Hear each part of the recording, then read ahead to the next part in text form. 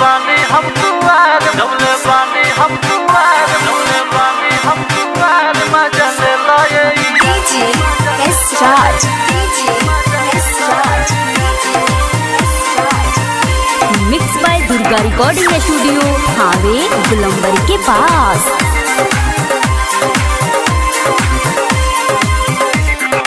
असो के लगन में शादी हो जाई हमार, असो के लगन में शादी हो जाई हमार, जबले बानी हम कुआर मजा ले लाए यार, जबले बानी हम कुआर मजा ले लाए यार। पहले तू पर पातर रहनी भैनी कचना, पहले तू पर पातर रहनी भैली कचना, जबले बानी हम कुआर मजा ले लाए यार, जबले बानी हम कुआर मजा ले लाए यार।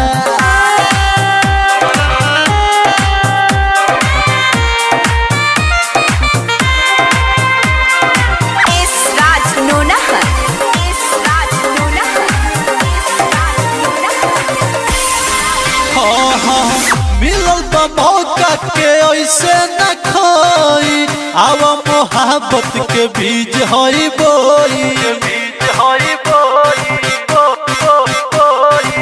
मिलल बा मौका के ऐसे न खोई, आवा मोहब्बत के बीज होई बोई।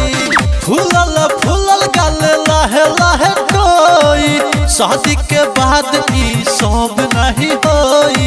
यही खातिर कहिया से करी हम इंतजार, यही खातिर कहिया से करी हम इंतजार, जबले बानी हम कुआर मजा ले लाए यार, जबले बानी हम कुआर मजा ले लाए यार।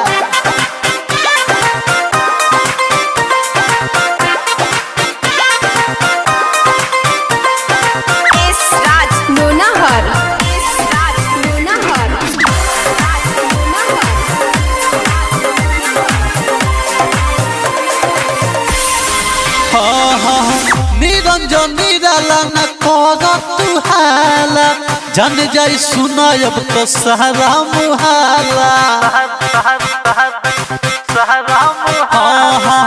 निरंजन निराला तू कर न हाला, जान जाई सुनायब तो सहरा मुहाला।